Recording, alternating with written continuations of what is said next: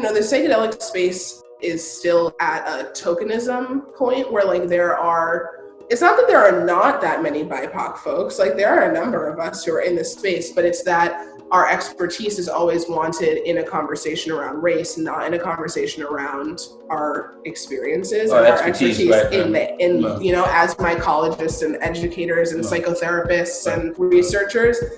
Housing something like psychedelic anti-racism flips that paradigm and is like, okay, now you're going to come to us to learn these things in this space.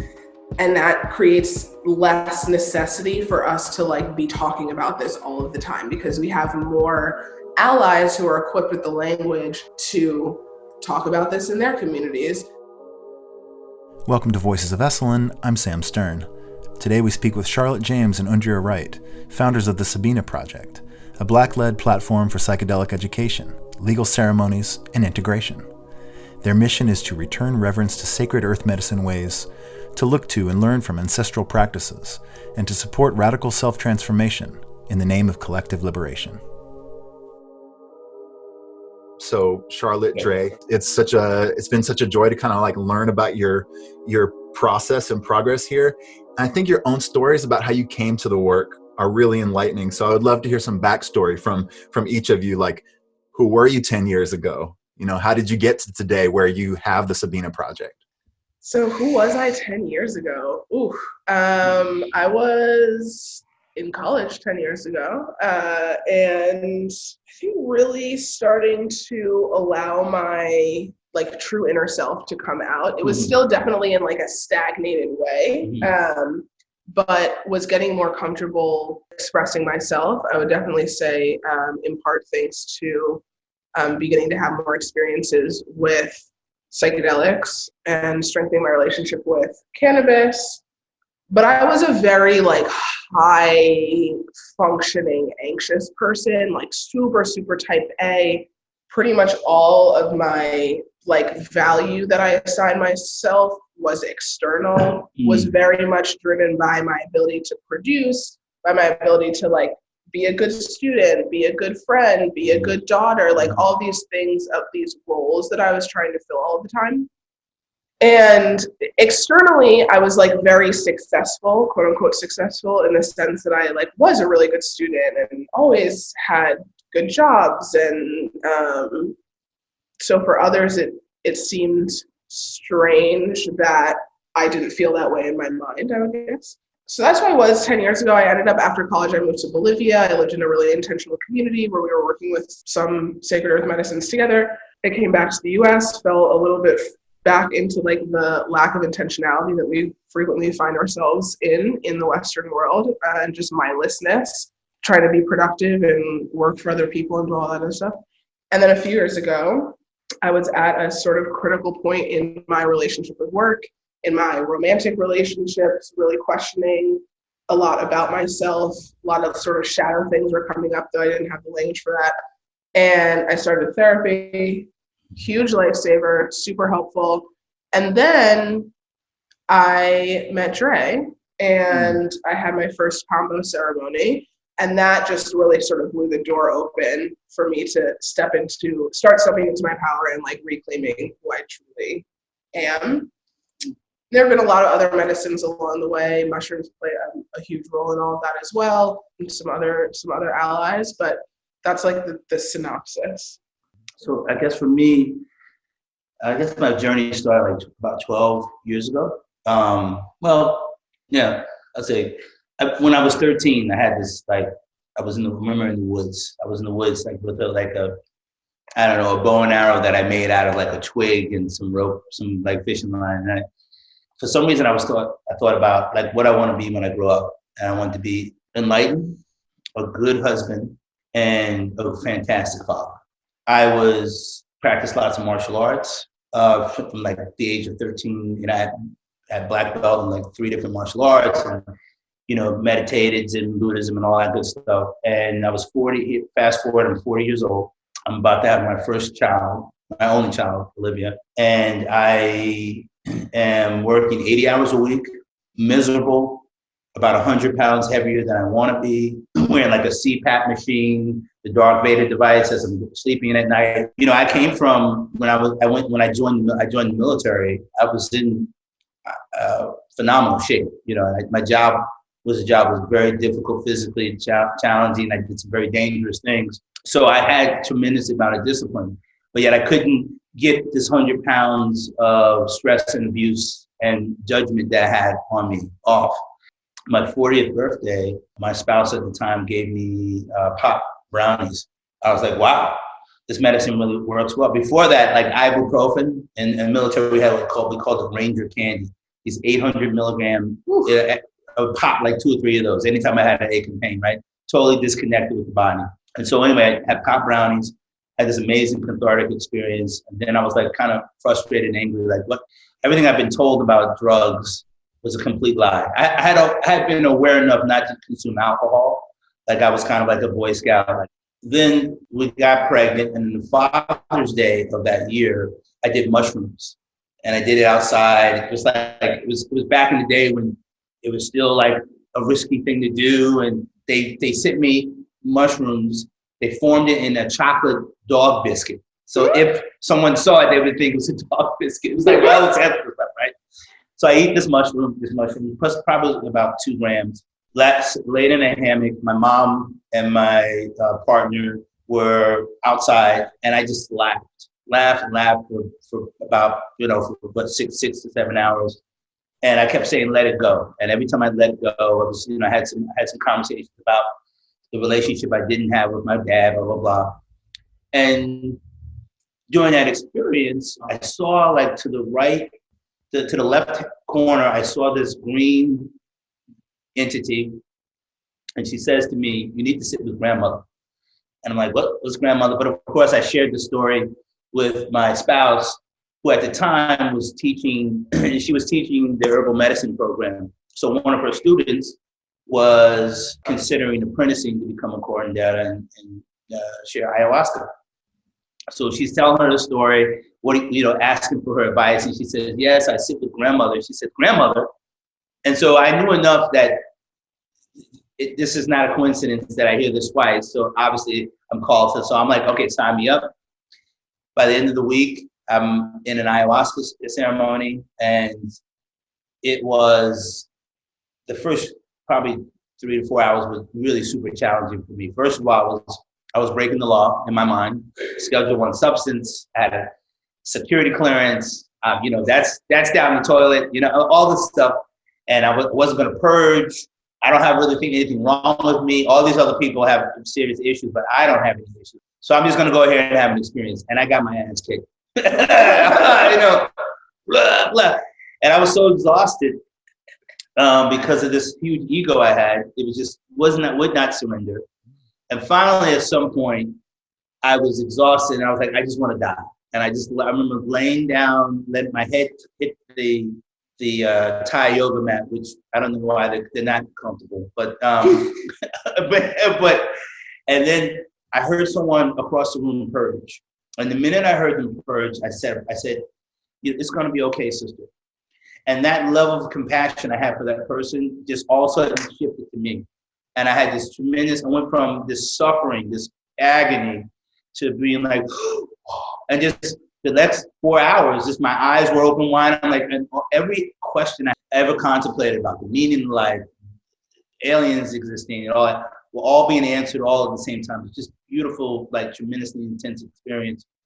I had a rebirth. I actually remember going back as a sperm and swimming up to the egg and being born and all that type of stuff. So completely profound experience. 3 weeks later, I was in Peru doing my first dieta and never looked back from that. And then I learned to do Kambo treatments, and that took my health and wellness to the next level, right, of experience. And from that point, I was like, well, this is my path. I had a lot of work to do with myself, still working on myself, but also like this good news needed to be shared with as many people who wanted to. But I had also been a recovering Abrahamic tradition person. I don't want to be insulting to anybody who might be listening, but so I knew that proselytizing, like knocking on people's door and telling them the good news, was super insulting, right? So I wasn't going to do that. But like I knew if people were attracted to me, attracted to what I had to share with them, that I needed to be prepared to support them in some way. And so I began my journey, learning to heal myself, and then, hold space and help support other people in their healing process. And yeah, I'll share this with you. My daughter, who's 11 now, watching her being born was the second most important experience in my life, right? It's profound. I know people like to say their kid was the most important. It wasn't, because I never would have been the father I am today if I hadn't drank ayahuasca, right? If I hadn't sat with these medicines, I still would be a miserable, angry person projecting all my bullshit onto my child, right? So I think that's my evolution to now. That's great. Thank you so much for sharing that perspective, both of you. Let's talk about sharing the good news. Tell me about the Sabina Project, what it is, and what you two do. So the Sabina Project is a Black-led platform for psychedelic education, legal ceremonies, and integration. And our mission is to return reverence to sacred earth medicine ways, and to look to and learn from ancestral practice as a form of harm reduction for modern journeyers. So, we're watching a lot of these medicines, quote unquote, mainstream. There's a lot of modern research being done and scientific research being done about how these medicines can help treat depression or anxiety or cure substance abuse issues. And there's a lot of sort of recreating of a wheel that was already set, and a foundation that was already set of how we can interact with and work with these medicines in order to heal ourselves and to heal our communities. I think this week, recently, there's been some things in the news that really just like highlight, I don't know if you saw this about Compass Pathways, is one of these sort of more clinical research-based companies. They're trying to patent soft furniture. They're trying to say that having soft furniture in your ceremony, in your clinical space for a mushroom journey, or holding a person's hand, is something that you could patent as part of the process. That's like insulting on so many levels, but also that like our ancestors left us the blueprint of how these medicines can be used in a safe way to transform ourselves and to heal our collective and to be in better relationship with ourselves, with each other, with the land, with our spirit, with our mind, all that. So I think we're really trying to like shift the conversation back to that place of looking to these practices that also you can see replicate globally, right? Like there are medicines that are used. There are certain medicines that are very, very regionally specific, specific to certain traditions. There are other medicines that are found in many traditions across the world. Mushrooms is a great example of that. But really just basically human relationship with land and plants and herbs and finding medicine from the earth is something that is common to all peoples and has been colonized out of all peoples across the world. So we're really into this conversation of like all of us reconnecting to our pre-colonial, pre-Abrahamic tradition, hunter-gatherer ways of life. Because even pre-agrarian. Pre-agrarian, because that's when patriarchy and patriarchy comes really just rearing its ugly head. But yeah, all of us reconnecting to our traditions as a form of harm reduction, because shamanism and animism is a global practice. Right. And the Compass example is a perfect reason why it's so important. The why and the how you do these medicines. I'm sure that several of the people in that organization have done mushrooms, right? But there's lots of people who do these medicines, and they do these medicines to fix something about them that they perceive about themselves, right? But kind of like the way the West approaches illness. Oh, you have the symptom, so let's relieve the symptom. But they're missing the other important point, is that it's about healing myself so I can heal the rest of the planet, right? So that I could be a greater participant in my tribe, in my community. And that's what our ancestors taught us, right? It wasn't about so you could have an experience. It wasn't like an amusement park ride, right? Or it wasn't because to deal with your drug addiction or your your anger about something or your trauma in something alone. It was about healing ourselves wholly, become whole participants in our greater collective community. Elders would bring you to those steps and stages. Right, because it was also a rite of passage, right? It's like, okay, now I'm ready to be a contributing member of this community and this society, and here is my role and how I'm going to do that. Absolutely. But what you just said reminded me of our favorite person that connected us, Lauren, says this all the time. She's like, without integration, psychedelics are just an amusement park for the mind. That's exactly and like that is, and we see this, right, of people just going back and back to the medicine and back to the medicine, and like, I need another experience, and not taking the time to properly prepare and then properly integrate those journeys so that the insights really turn and the downloads turn into daily action. Right, daily action. Because at the end of the day, I think we're going with this, that ceremony, life is ceremony. Yeah. Can you talk a little bit about like the reactions you've had to your work? Have people found it refreshing that there's a Black-led psychedelic kind of collective? And what about from within the BIPOC community? What have been the reactions to the Sabina Project being around? Actually, before we actually created Sabina Project, our first conversation was around having these BIPOC only circles in ceremony. And I was going to teach school this young person about how that's just absolutely inappropriate, right? We're in the transcendent experience. We transcend all those stories. That's the whole point of doing this. But in integration, for sure, there's a need. And what was really cool about how she handled that conversation was she invited me in very gentle way. She says, I have 2 tickets to a psychedelic BIPOC, what was it? It was like People of Color in Psychedelics conference. And I went there and I was surrounded by all these beautiful people who were all saying that they felt unsafe in spaces where they were the only person. And that a lot of times they were re-traumatized when someone was doing some spiritual bypassing about the acute trauma or the chronic trauma that they experienced with structural racism and white supremacy, that as soon as they come out of ceremony, the reality is when they get in that car and drive, a police officer could shoot them or, on all the other things, we don't have to go down the laundry list of stuff. And so we realized just how valuable that was. And Corona, in many ways, was a blessing for us because we were going to do a lot of in-person stuff. This forced us to go to the internet to get our message out, and it's been overwhelming. It's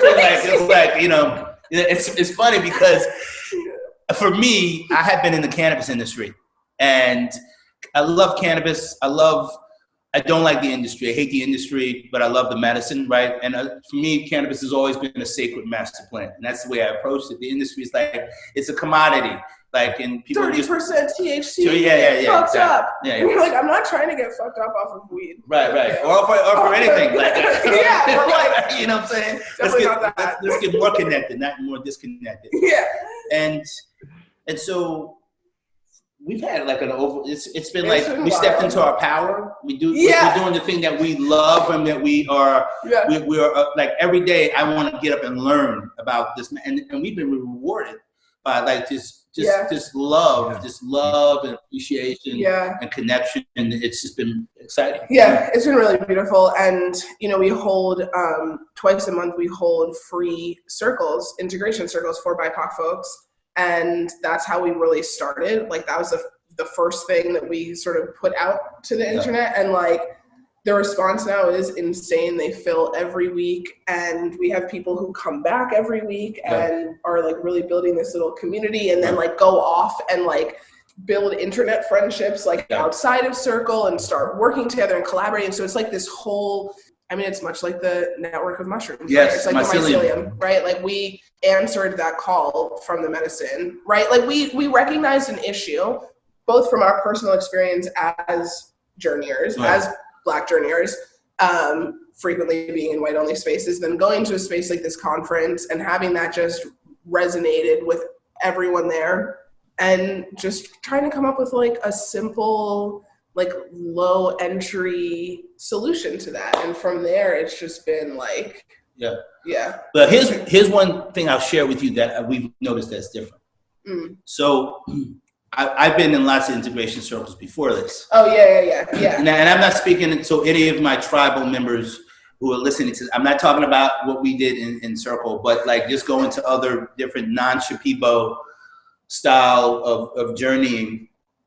And what I would notice is people spend a lot of time talking about what they saw. I saw this school vision. You mean in non-BIPOC integration circles? Right. And a lot about what dose did you take, and then they want to talk about the science of it. I'm like, and it was so wild. The other day, I did circle on my own. Dre had like a family thing happen, and there was a person who was new to circle who clearly most of their experience had been in non-BIPOC circles because it was this like immediately after we have sort of a group agreements that we make so that we keep a safe space for everyone, which are like basic, like non-judgmental space, step up and step back, like all that kind of stuff. But one of them that's really important to us is not giving advice and not interpreting other people's journeys. Like you use I statements, you talk about yourself. You're not here to like tell people, I say this and I go, and now the circle is open. These are you have to do these things next time you journey. And it's going off and like, I know, because I do these really high doses. I do high doses all the time. I'm in a really high dose. And I was like, all right, bet. Like, cool. But like, how is staring in the mirror and making mudras until your whole self glows? Like, that sounds dope. It does sound pretty cool. But like, what is that? How is that benefiting you learning about yourself? And like the thing is that it's very possible that there is an insight and a lesson there. But if you're distracted by the look at me and I can make an orb of light in my hand because I took 5 pounds of acid, you don't get to the point where you're like, okay, and then what does that mean? Oh, I'm like a glowing light of being in this world, and I have the power to like bring that light out of me and put it out into the world, right? To heal yourself and heal the world. Exactly. And that's what we notice that's consistent in our integration circle.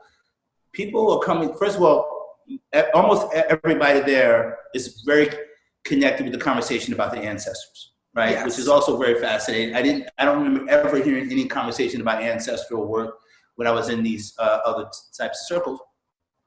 And it's more people like, how do I continue my practice? How do I continue to improve myself? These are the lessons that I'm learning. These are the things these are the habits, beliefs, ideas that I realize no longer serve me, and I'm excited to let go of. And do you guys have any tools, habits, beliefs, or ideas, or people that I can attract in my life so that I can continue my journey and let go of that story and continue to do? Because for most of us as BIPOC, as a BIPOC person, you never really see yourself as an autonomous being, right? Whatever you're doing, you're representing your tribe or your culture, right? Which is interesting. Like, at least your family. At least your family. But there's a very strong, like, because most people who are BIPOC mistakenly do a lot of comparisons, right, to the white culture, right? You'll hear things like, oh, he's the Black James Bond. He's a Black James Bond, or the this types of things. And so we're always comparing ourselves to, essentially a reality that's pretty oppressive. But when you get into these circles, people are more about connecting with their ancestors and healing their trauma, their ancestral trauma, so that we can also be a greater participant to the community. And it's a much easier conversation.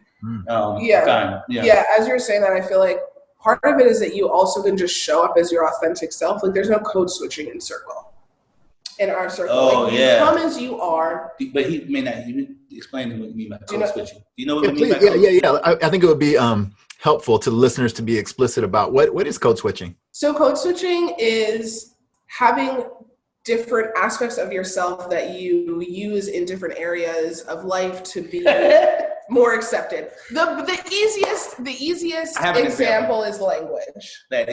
So when I greet most people, I don't do this anymore, but when I was in corporate America, I see a person of color. Hey, what's going on? Give them a hug. What's up, little pal? When I'm around folks that are non-BIPOC, hi, how are you? Pleasure to meet you, right? Because I need to conform. If you've ever seen the movie, the amazing example of this, and also just a weird ass movie, is Sorry to Bother You with Lakeith Stanfield. Oh yeah, where he's like, he is a telemarketer, and his special skill is that he has an amazing white person voice. So he like gets on the phone, he's like, hey, how you doing? I can sell you anything, you know? And the reason, like, we're laughing about it now, but the reason that you do that is because of respectability politics, which is this idea that like showing up in a certain way, wearing certain clothing, having your hair in a certain style, typically non-natural style, speaking in a certain way will make it easier for you to be believed, to be valued, to be seen as legitimate, especially in a professional setting. And so in Circle, and then the other thing that's happening a lot in the psychedelic space is like this tokenism thing, where you'll have predominantly non-BIPOC spaces and then 1 or 2 BIPOC that are then, like Dre is saying, meant to somehow represent all BIPOC people. Right. And that adds a lot of pressure in how you communicate and how you express yourself. So I like to call the nickname I give in our circles is the psychedelic kiki, because you just come and like, it is about healing, but we have a good ass time also. And my favorite is that this happened on Sunday as well. That was really beautiful. Was somebody in the community was like, I've been coming to Circle, then I came to your masterclass about building an intentional relationship with sacred earth medicine, and then I applied everything that you taught and talked about in that masterclass to my next journey, and I had the most profound experience I've ever had, where they're like literally working through ancestral trauma and have the tools to like do that profound work. And I was just like, it's happening. This is this is what we're trying to do. Yeah, absolutely. And thank goodness we have this podcast so that I can get some of that gratification too, you know.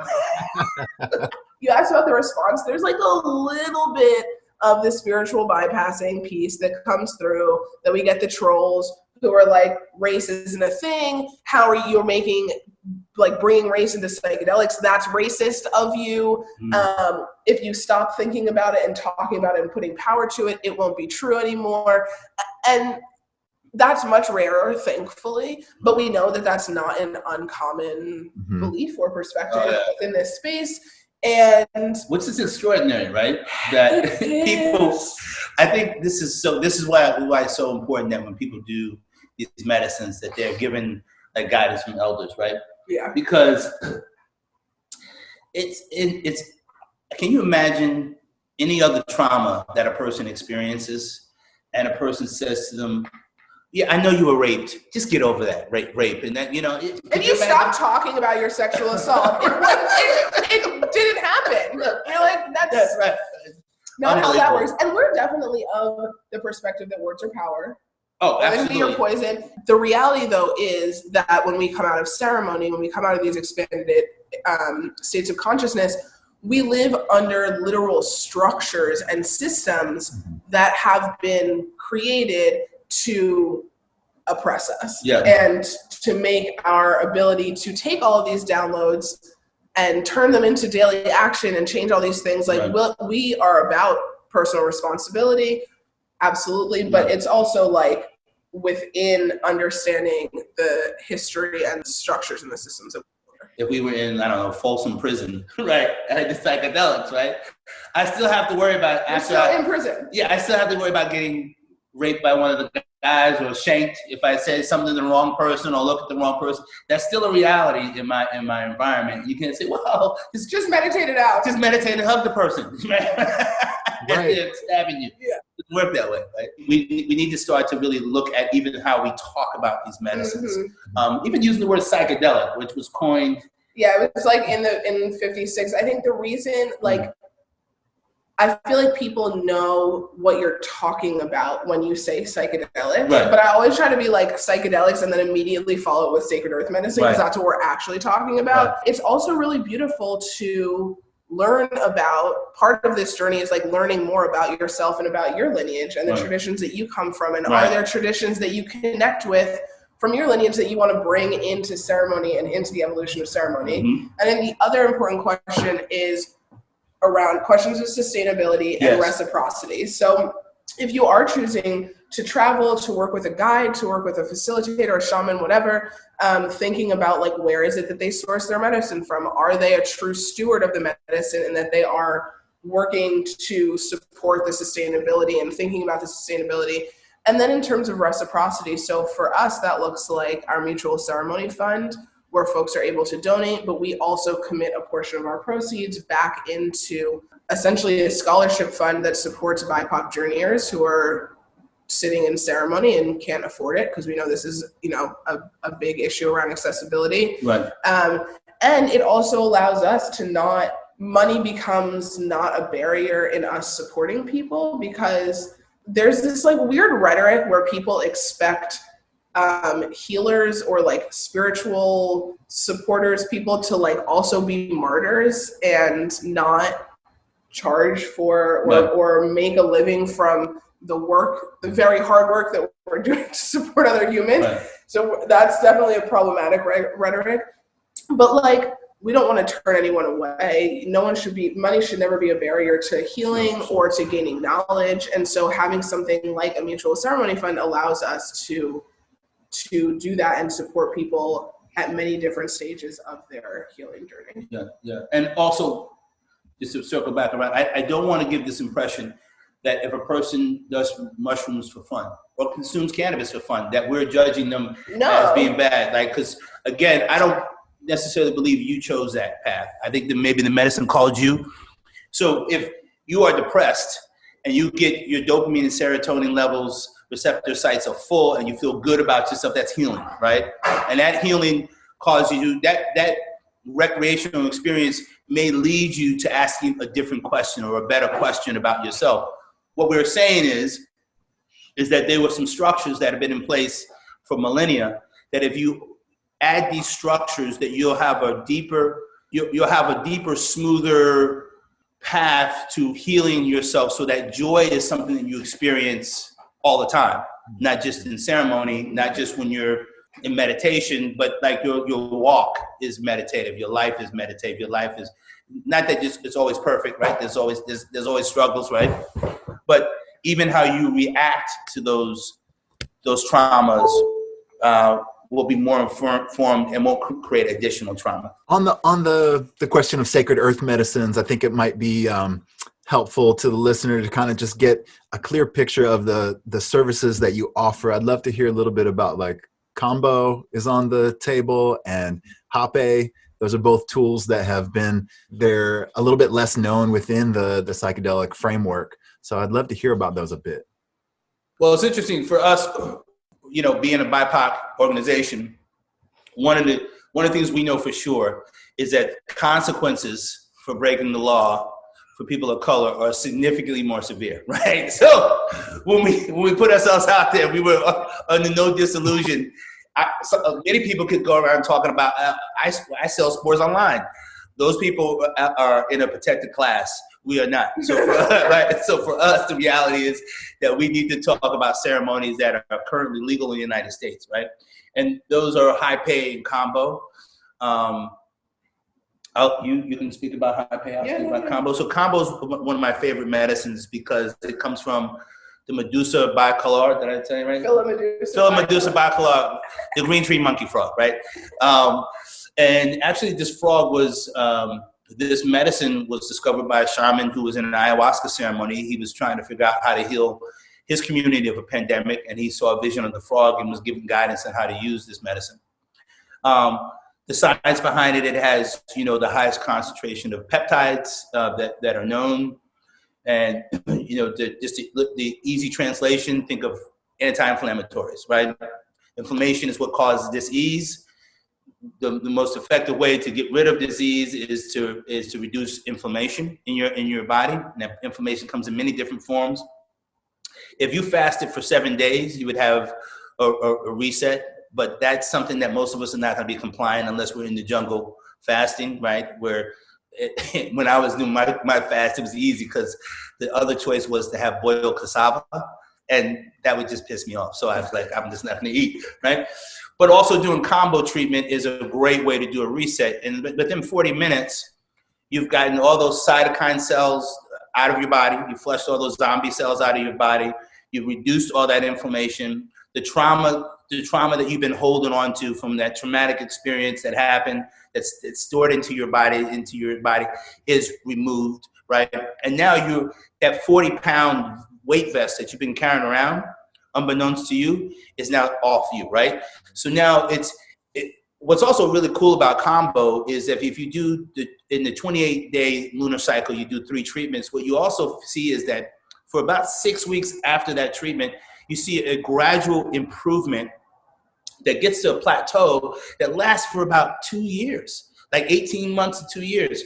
I'm talking colds, illnesses, like most of that stuff. Like I haven't had a sniffle in I don't know.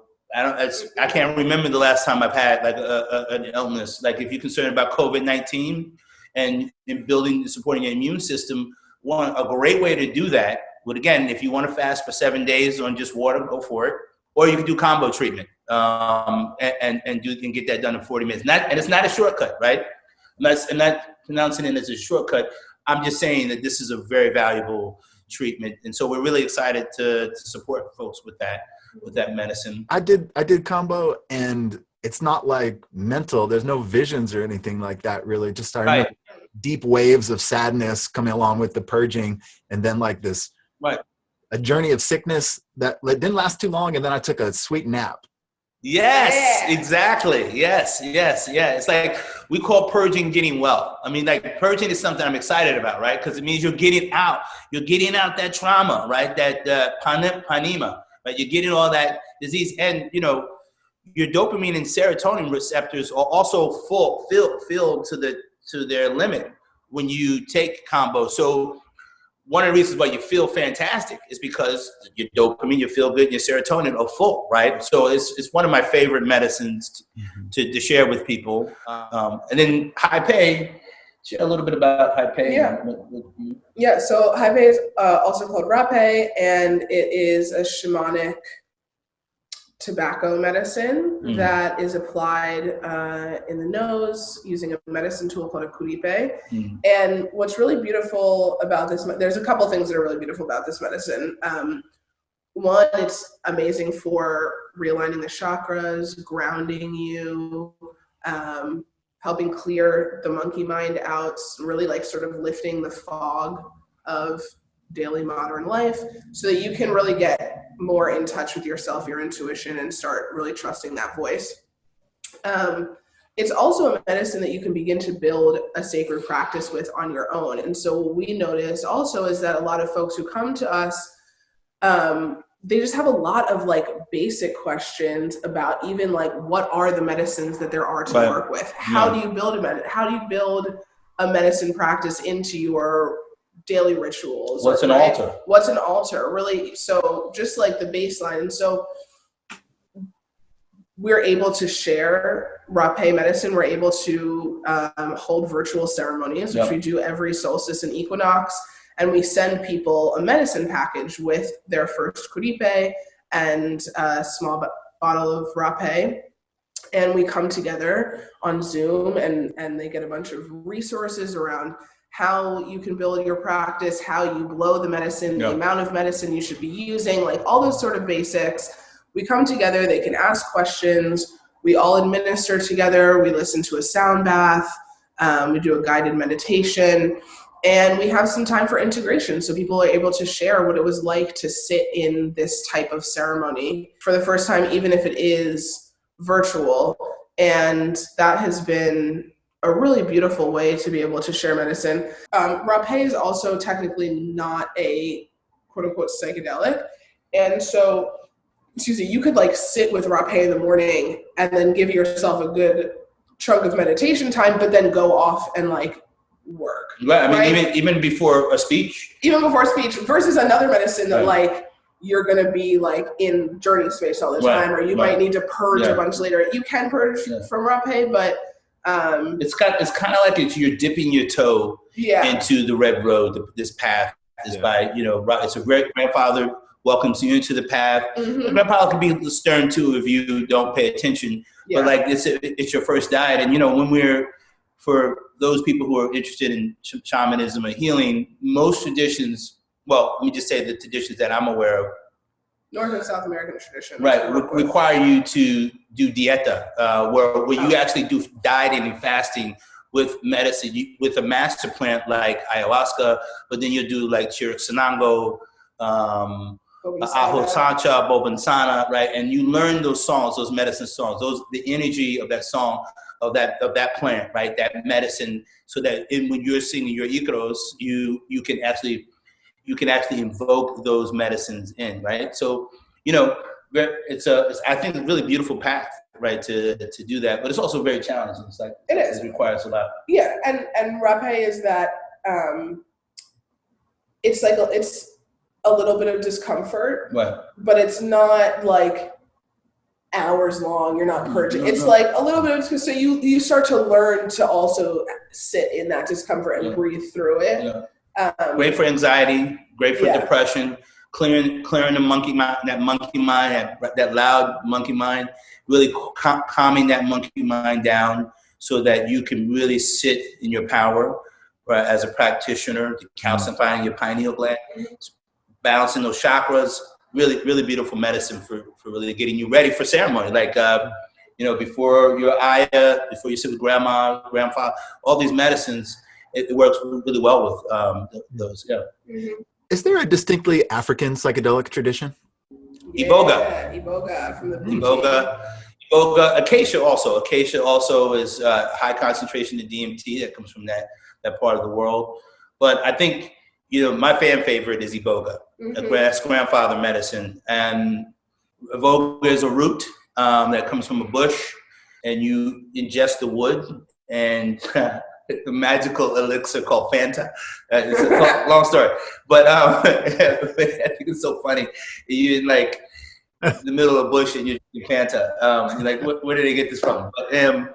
But yeah, it's very powerful medicine for getting you deeply connected, rooted with your ancestors. Yeah, very powerful medicine. Yeah. I'm just thinking about all the things I saw in my last Iboga ceremony. It was just incredible. The visuals are really beautiful. It was such a powerful lesson to be surrounded by my ancestors in ceremony. My spirit guides. Yeah. And there's also a lot of evidence of mushrooms. Oh, mushrooms, yeah. Of course. In Africa. That's probably the first thing that Homo sapiens was taking. So there's like a history of there's mushroom traditions in Africa, and then I've learned this recently that if you go back far enough in history, that you can see, somebody synthesized this lesson for me. Once they said it like this, I was like, oh yeah, this is so true. There were melanated pygmy people across the globe that were most likely working with mushroom traditions that may have come out of Africa. Yeah, but also let me just say on that one, look, at the end of the day, we're Homo sapiens. Some of us have maybe 4% of our DNA that are Neanderthal. We all came from Africa, right? We're all part of the same tribe. These are all our traditions. When we migrated to different locations, maybe we didn't have acacia. Right. We had this. And what shamans did all over the world is they would put something in their mouth. If it didn't kill them, they put it in their mouth again, and they figure out what that effect was, and they use that effect to support healing others in the tribe. This is what we did. And then you would bump into another shaman, and you say, hey, I use this medicine, try this out for this. Oh, well, I use this medicine for this. And we would share and exchange information, and this is how we grew.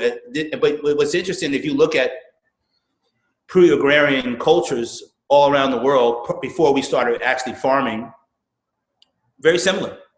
Animism was our traditions. We had a deep connection, reverence, and respect for the land and all the things around us, right? We connected with and prayed and worshiped with. That's really consistent. Like if you look at Lakota chants, the chanting, very similar to Celtic or Viking chants. If you look at like the Dogon, not the Dogon, but the Pygmy, very similar to how the Shipibo interact with their medicine practices.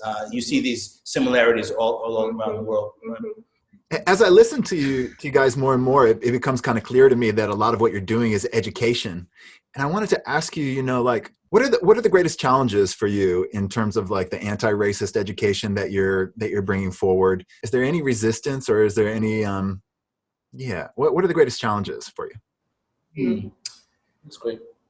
Yeah, I mean, I think what's really beautiful about doing that type of work is that who we attract into our like inner circle, like the people that are really showing up to do the learning and sit in community, are down with challenging themselves and sort of questioning their privileges, their roles in society, what they're willing to let go of to move us all towards a more sort of equitable space.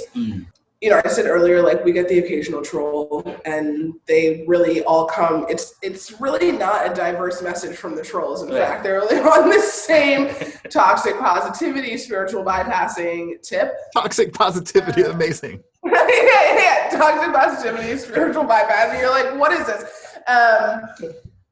But like, yeah, the people who really like ride for us, I would say are dope people who are open to just question everything.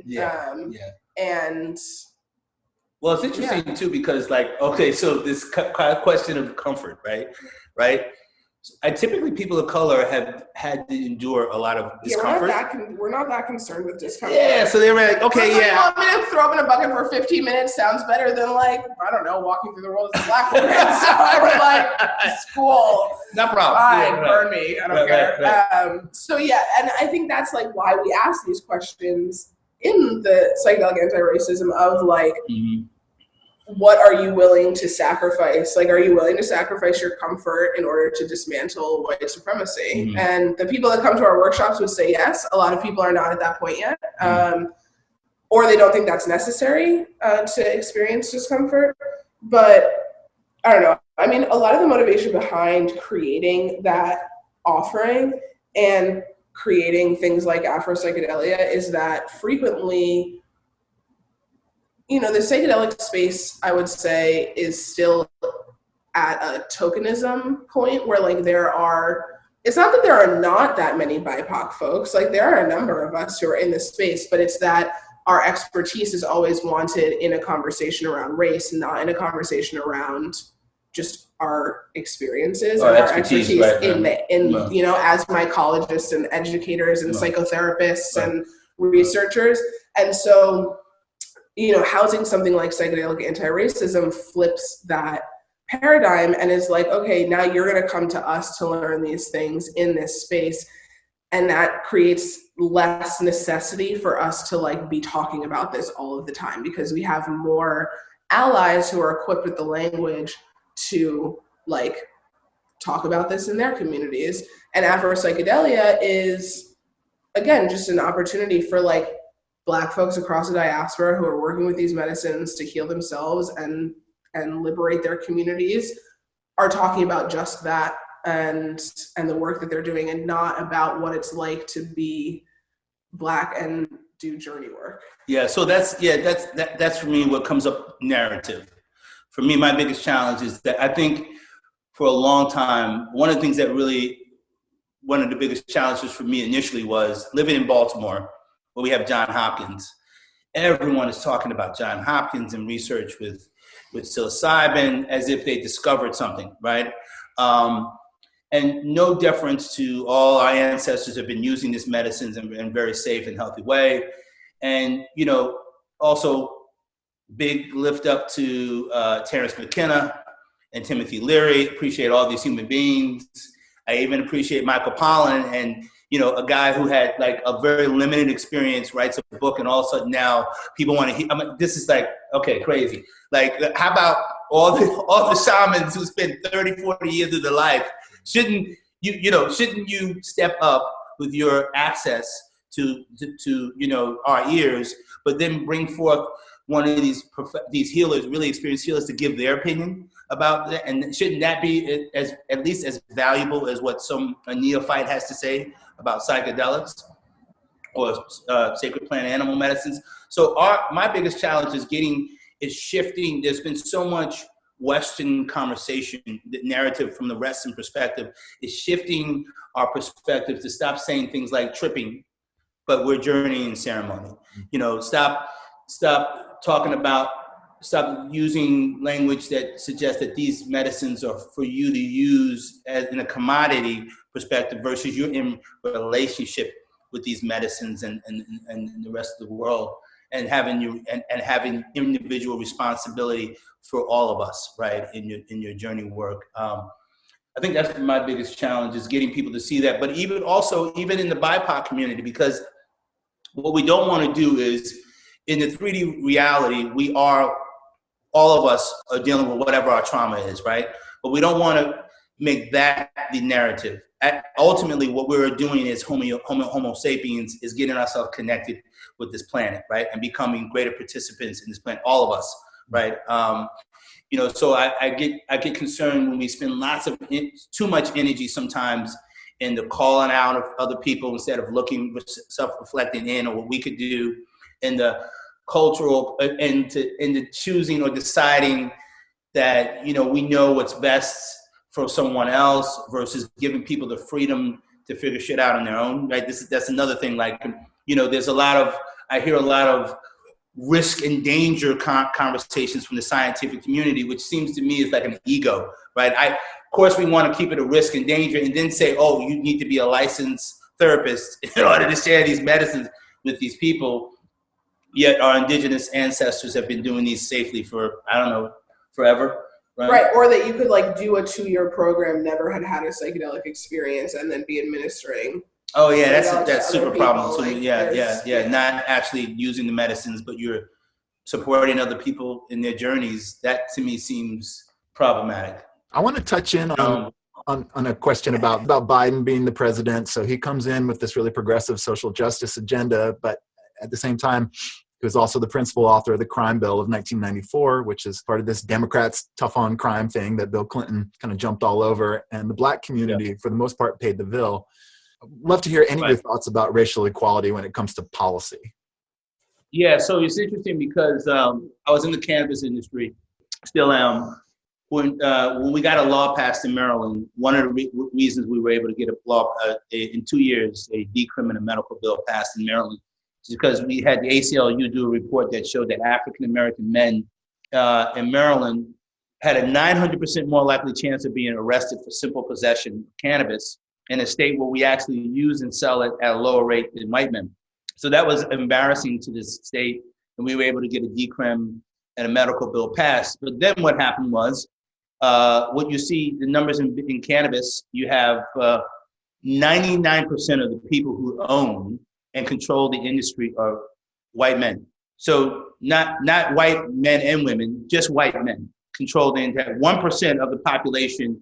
That's Black folks, Asian folks, men and women are what's left over. And what we don't want to have, we know that in Oregon, we just had a bill passed in Oregon, and they're trying to implement that. What we want is equity and equality in that legislation. So we're already on the ground making sure that, because we know what happens is states just copy other states, right? And that abuse will travel.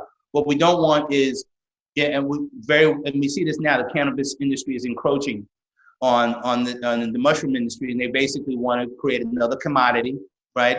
And what happens, one of the biggest problems with that commodity is that people are focusing on THC or CBD, right? Well, there's 66 different cannabinoids that we know about that are all efficacious and beneficial. And cannabis doesn't really work well when you try to isolate it, right? It works well, the whole plant, the entourage effect of cannabis, the smell, the taste, and also all the cannabinoids with it. So we don't want to have that. And we also don't want to have the people who paid the bill for the war on drugs, are the people who are left out of owning, cultivating, growing this, or even access to the medicine. Because, in many states where we have a medical program, it costs you like $200 for a doctor's visit. So you have to be privileged to afford that, right? Because it does not cover by insurance. And then you have to pay, for expensive medicine. Probably cleaner, safer, for sure. Like, the underground, let's be honest about underground cannabis growing. They were using all kinds of pesticides, heavy metals. It wasn't probably healthy for most people to consume that medicine. So at least on the medical program, they're testing the medicine. I appreciate that. But there's so many people have been left out, and we don't want to have that same experience with it. Also, for people of color, we're also a challenge because, if we left it in the hands, mushrooms in the hand of psychedelic therapists, people of color don't have as much access to therapy, right? We're not as comfortable with going to someone who doesn't look like us, right? Who doesn't understand our experience, and being vulnerable with them, right? We've been raised in an environment where being trusting and open and vulnerable to people who don't look like us oftentimes causes a significant amount of harm, right? So we want to make sure that we have more accessibility to everyone as we begin to legalize and make all these medicines accessible to the community. Yeah. I mean, if we look at like arrests and sentencing around quote unquote drugs, BIPOC folks are not typically being arrested for psychedelics. No. Though we are always arrested at a higher rate, but it's not as common because it's not as common in our community. So like these conversations around policy, I think, are important. And at the same time, I don't feel like, obviously we understand how we need to maneuver with the Sabina Project in order to keep ourselves and our community safe. This loops back on the conversation around Kambo and rapé and working very clearly with legal medicines.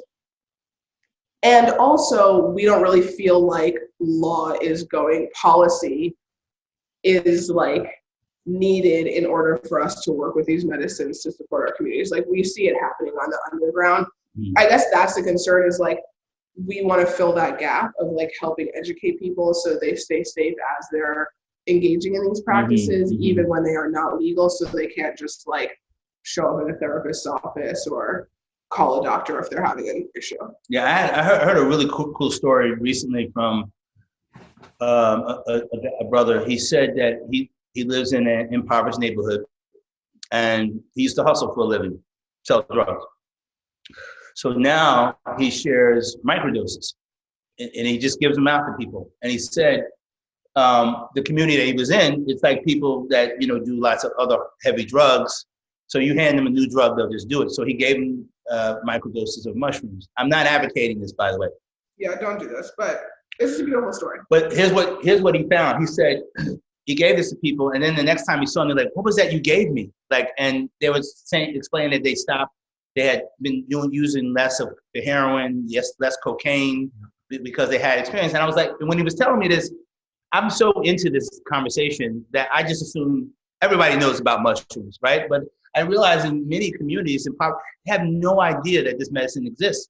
So then he tells me that he gets a call from someone who had given a microdose to. They took the microdose, and that day they had been shot in the belly, right? So they drive themselves to the hospital. When they get to the hospital, they're stumbling, they pass out, they get them and they wake up, and the doctor, he says, the guy called me, he says, "What?" He says, "The doctor said this thing right here saved my life." He said, because he wasn't bleeding. He wasn't bleeding from the gunshot wound.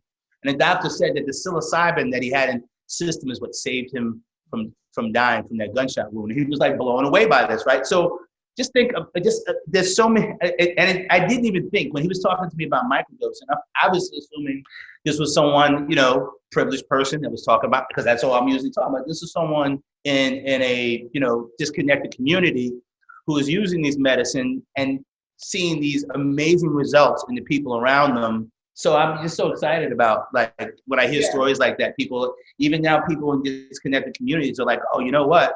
What's this psilocybin thing? And we're not trying to get stoned on it. We just want microdose of this medicine to help us make better decisions and not be so angry and depressed about our experience. So the applications are really exciting. Yeah. I love that. So just a couple more questions. The first thing, let's handle this. How can listeners of this podcast get connected to you and get involved in the work that the Sabina Project is doing? So you can visit us online at thesabinaproject.com, and you can also follow us on social media at the Sabina Project. We hold monthly master classes, special events, virtual rapé ceremonies. We do one-on-one integration, and Kambo ceremonies, of course. And then I think what's most important probably to highlight is our mutual ceremony fund, which folks are able to donate to. And then we are able to allocate scholarships, partial scholarships, to folks who may want to sit in ceremony with us. or even folks who are sitting in legal ceremonies in other places in the country and just need some of that financial support to be able to get them to. We'd love to help you with ayahuasca, but we just can't help you with that. That'd be dope, but we can't. Yeah. We're trying to make this legacy work, so trying to stay out of jail. Okay. All right. So kind of just as a way to close this conversation, one thing that really inspires me about you too is that you're being and embodying this change that you wish to see in the world. It's, I don't know, it's like you figured out how to do the magical thing called manifesting. We all talk about, dream about. So I just want to pose to you, like, how did you do this? How can we catch some of your momentum and seize on our dreams for being the person that we really want to be? So I have this as part of my bio on our site, that I always knew that I needed to do community-based, heart-driven work.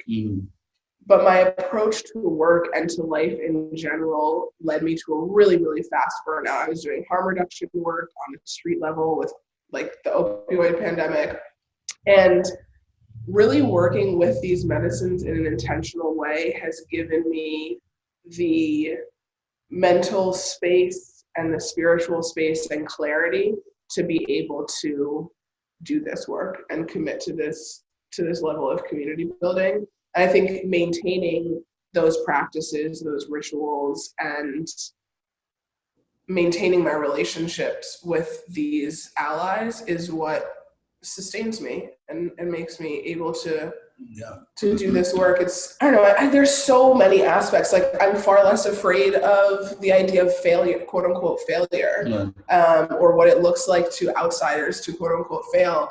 It's just all of this, and working with psilocybin has unlocked an immense amount of creativity that I had allowed to become dormant. So I think it's the medicine, working with the medicine in a respectful and intentional way makes me capable of showing up to do this work in community. Yeah, for me, because it is exhausting. Yeah, it can be. Well, for me, it comes in a couple of ways. The first thing is that I don't believe that I am the genius. I believe the genius comes through me. I'm not really doing anything. I am just I surrendered to be a vessel to allow these medicines to do their work through me, right? Spirit driven on spirit time. So I think that's really important. It is important to we need to get out of our own way, and believe in we are, because I see a lot of people they think they know more than the medicine.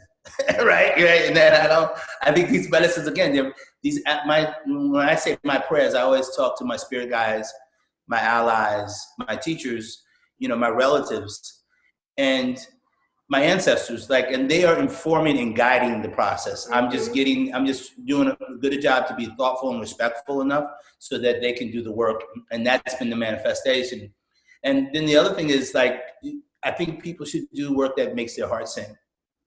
The work that makes you, if you're excited and it turns you on, you can't wait to read another book or a lecture or listen to another podcast. And some of you totally fired up, and that get your juices flowing every morning. That's the thing you want to do. And then, the primary needs will come. Now, look, we live in the privilege of America, where I can say this. There are places in the world like Afghanistan where, people are being attacked by American soldiers who are cleaning their house. That's not their reality. I live in this very privileged place. And that's the other thing. I acknowledge how privileged I am that for some reason these medicines thought that I was worthy enough to allow them to even work with me, right? So getting humble and respectful and doing constant work on cleaning myself, not by doing lots of medicine. Me personally, there was a time where I did lots of medicine to clean. But now it's really about living, embodying those lessons. I feel responsible to be an example. If someone knows that I do psychedelics and they see me acting like a fool, that might encourage them to do, I definitely don't want that, So there's a tremendous responsibility I have to be, an example to how this medicines work to really live it. I think that's kind of for me. And then what happens is you attract all these beautiful humans who will support you and support you, guiding you to your process. Like this conversation I'm having with you right now is maybe beneficial for everybody else out there, but it's certainly beneficial for me. I'm reminding myself in this present moment about all the things I need to continue to do to be, the best human I can. Right? And then I would say my favorite book that I want to recommend to everyone, and The Four Agreements. Right now, when I mention the Four Agreements, there's always someone say, "Oh yeah, I read the Four Agreements like 20 years ago." Look, and I had a friend tell me the other day, it's not about reading like 50 books on consciousness. You just need to read one book 50 times a year, right? It's a practice of doing these medicines, right? So be impeccable with your word. Don't take anything personal. Don't make any assumptions, and do your best daily. I think it's a constant mantra that I'm constantly telling myself over and over again. A few rules, and repeat them over and over again. And that promotes change. Repetition is the mother of change. Yeah. I also really enjoyed reading Thich Nhat has those. He has those, like, I'm sure I'm butchering that, but he has these like really short little books. There's one that's like how to love, and there's how to eat, and like how to pray.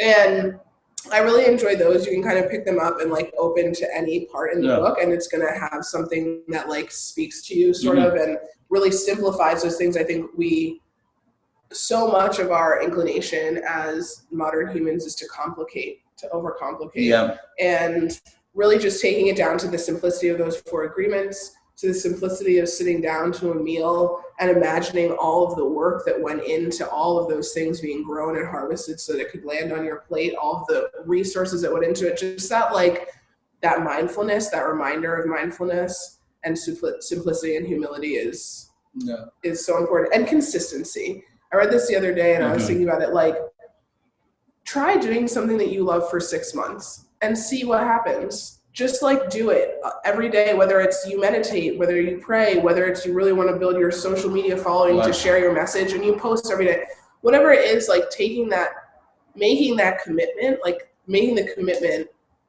to consistency, that's where that magic starts to come through. Yeah. I mean, even something as simple as like drinking water. My favorite meditation is every morning when I wake up, I drink a large glass of water. And I recognize that simple act of drinking water is an act of love. Every sip is an act of love for myself. You start your day saying, I love you. You're so amazing. You're so beautiful. And you deserve to be nurtured, right? Simple as that, right? Get in touch with Lord. So water meditation, I think is what's really helped me out too. You just name it. Did you just name it now? Water meditation. That's so beautiful. We're going to pass that. If you wake up in the morning and drink 16 ounces of water, that is the Sabina Project way. You better get me my royalties. I'm going to invoice you. Oh my God. Charlotte and Dre, thank you so much for sharing your wisdom and passion and power. Yeah, I just so appreciate you both taking the time out to talk with us. Yeah, please. Ashe, aho, basi. Basi. Thanks for listening to Voices of Esalen. Today's show is produced in conjunction with Michelle Broderick, Michelle McCrary, and Terry Gilby. Our music is by Nico Holloman.